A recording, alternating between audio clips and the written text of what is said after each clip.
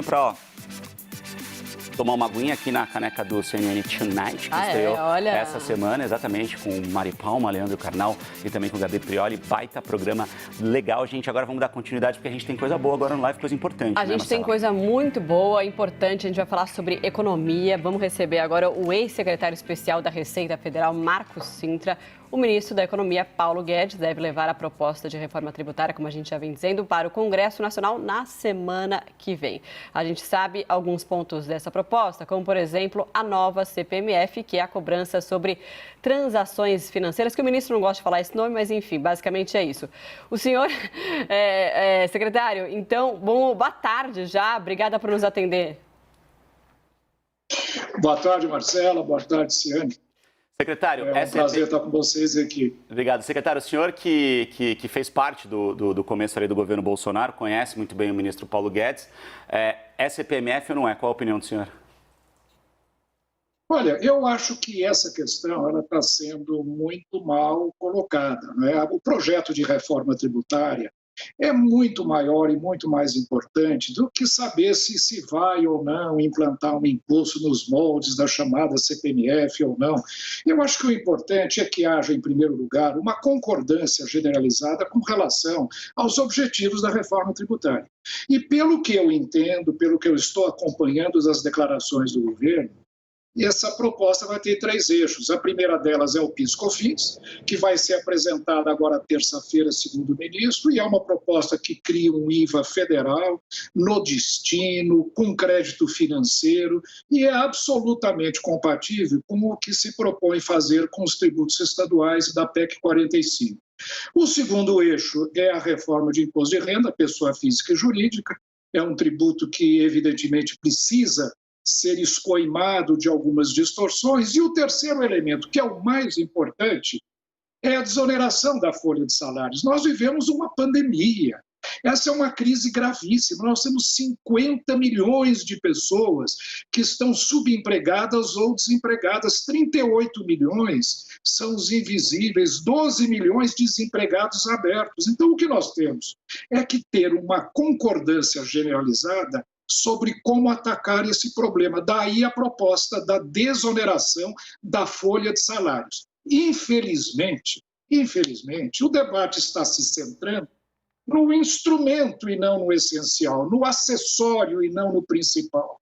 O importante é saber como desonerar a folha, se vai ser com CPMF, se vai ser com aumento de imposto de renda, se vai ser com aumento da alíquota do IVA, ou seja o que for.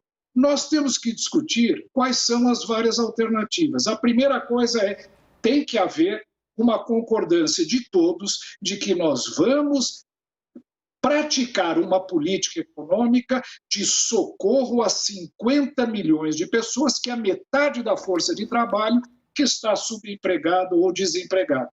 De modo que a questão da CPMF é uma questão para ser discutida depois. Quem é contra CPMF, que apresente as suas alternativas. Vamos aumentar a alíquota do IVA?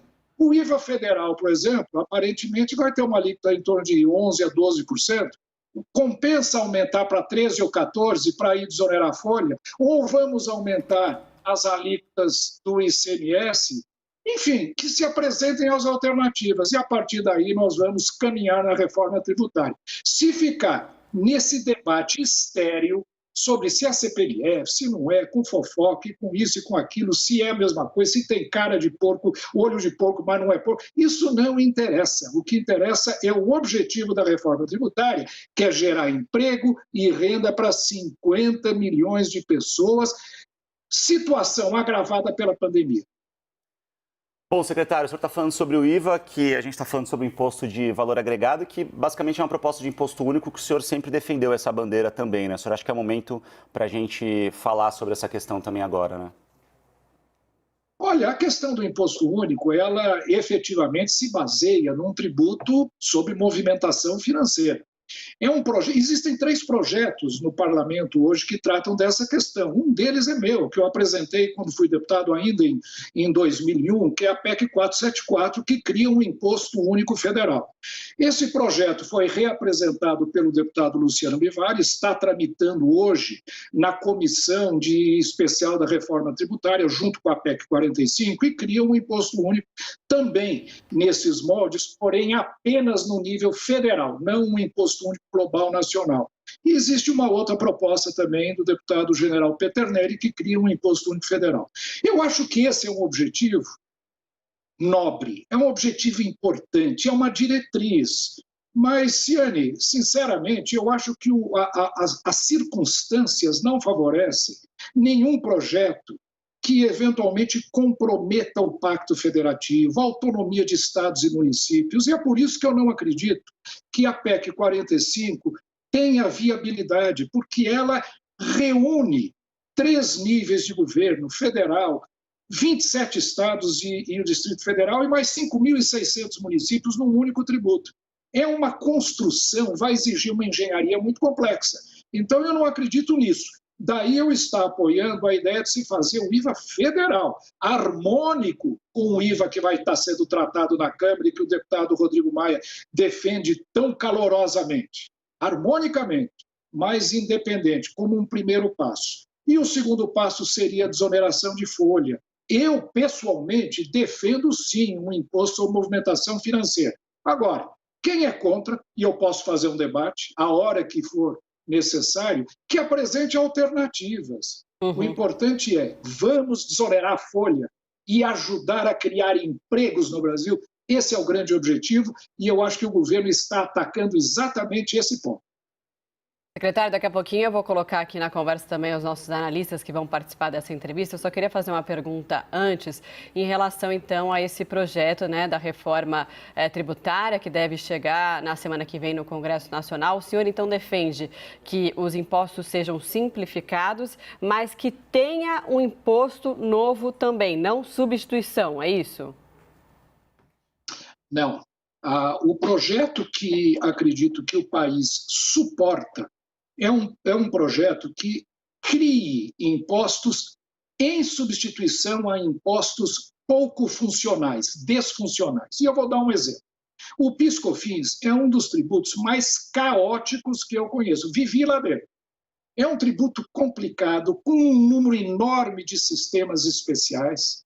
Ele é de extrema dificuldade operacional, então nós reformarmos e criarmos um IVA autêntico, harmônico com o que se defende na PEC 45, é uma substituição tributária. Então nós não estamos criando mais impostos, estamos sim criando um imposto que substitui um imposto ruim.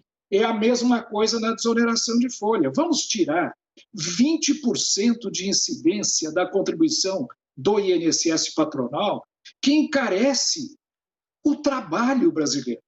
Veja, nós temos 50 milhões de desempregados, nós temos mais ou menos 100 milhões de pessoas na força de trabalho.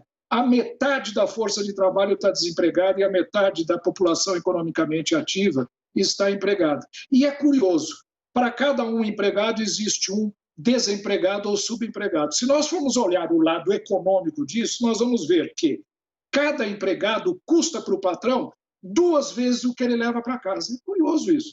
Se nós desonerarmos folha e transportarmos esses recursos, transferirmos esses recursos, que chama-se cunha fiscal, para o empresário, quem sabe com os mesmos recursos conseguiríamos contratar o dobro de funcionários. Essa é que tem que ser a política. Agora, se é CPMF, se não é CPMF, o imposto que for, vamos discutir, vamos ver quem tem a alternativa melhor. Eu defendo um tributo sobre movimentação financeira, sim, eu pessoalmente. Mas vamos ver se existem outras alternativas ou não.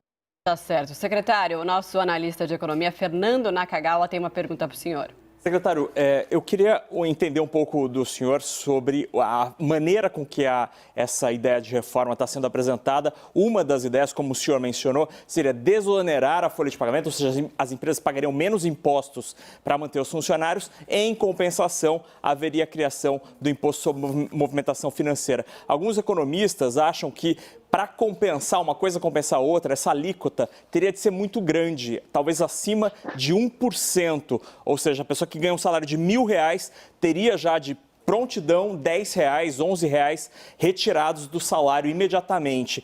Essa alíquota de 1,1% faz sentido para o senhor? E aí aproveito para emendar uma outra pergunta. O senhor deixou o governo e a narrativa que persistiu foi que o senhor era a favor da CPMF e o senhor acabou saindo do governo por causa disso. Frustra o senhor ver que esse tema voltou e o senhor não está no governo? Pelo contrário. Me traz uma enorme satisfação de ver que as ideias que eu defendi criaram raízes dentro do governo e estão criando raízes dentro da sociedade, né? Eu vejo, por exemplo, o setor de serviços hoje defendendo veementemente a desoneração da folha com um tributo semelhante a esse. Eu acho que essa é a grande linha de ação. Repito, se tiverem outras alternativas, que sejam apresentadas e vamos analisar, ver se é mais conveniente ou não. Uma correção. A alíquota necessária para zerar os 20% da contribuição patronal ao INSS seria de 0,66%, ou seja, como eu propunha no tempo que estava lá, que o tributo fosse cobrado tanto no débito quanto no crédito, seria em cada lado da operação menos do que era a antiga CPMF, que, aliás, foi um imposto que vigiu durante 12 anos no Brasil, não criou nenhuma das grandes restrições e distorções que alegadamente iriam ou deveriam ser criadas e teve grande sucesso. Foi criado e foi uma das razões da criação do próprio Plano Real. Sem o antigo IPMF, Imposto Provisório sobre Movimentação Financeira, não teríamos tido o ajuste fiscal necessário para dar sustentação ao Plano Real, que estabilizou a economia.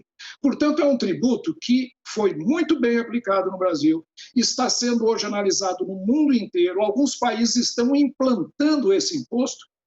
Você sabia que a Hungria implantou em 2014 um imposto idêntico à CPMF, inclusive após um grande debate dentro do Banco Central Europeu com a comunidade europeia? Está lá vigindo. A Argentina tem um imposto semelhante, com 0,6% no débito e 0,6% no crédito, portanto, a alíquota de 1,2% há mais de 20 anos, e não abre mão desse tributo, não está gerando grandes distorções. Qualquer tributo gera distorção. Agora, a relação entre efeitos benéficos e maléficos desse tributo, eu acho que deixa um saldo positivo muito forte. Mas, repito, o governo deseja desonerar a folha.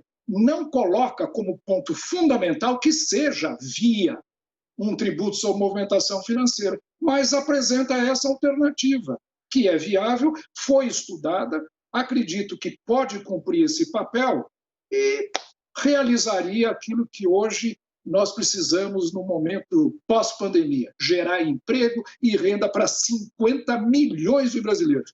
É 1 em cada 2 trabalhadores na força de trabalho brasileira.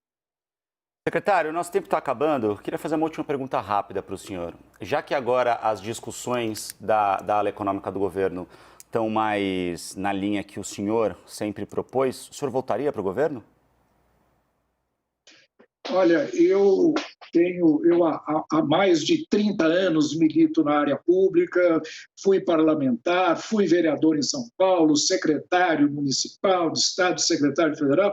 Então, eu tenho um desejo muito grande de ajudar o meu país dentro do governo ou fora do governo. E mais ainda, eu diria que esse governo está caminhando na linha correta do ponto de vista tributário. Então, a minha participação, ela não depende absolutamente de nenhuma participação formal. Eu estou à disposição para contribuir para o país, para contribuir para nós termos uma reforma tributária. Afinal de contas, há mais de 30 anos eu milito pela luta do imposto único, pela simplificação tributária, que é um sonho. Quem sabe cheguemos lá, no imposto único daqui 10, 20 ou 30 anos. Mas temos que dar o primeiro passo.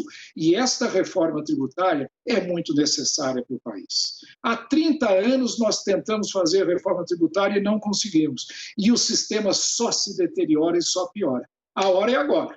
Então, eu estou à disposição, em qualquer circunstância, em qualquer momento, em qualquer posição, para ajudar nessa tarefa. Maravilha, então. Obrigado pela sua participação com a gente aqui no Live. Marcos Cintra, ex-secretário especial da Receita Federal, ex-deputado federal, enfim, tem uma carreira pública bastante extensa, fez parte do governo Bolsonaro e fala ao vivo aqui com a gente sobre a proposta de reforma tributária. Secretário, muito obrigado ao senhor. O senhor é sempre muito bem-vindo para participar de outras discussões ou debates aqui com a gente ao vivo. Obrigado.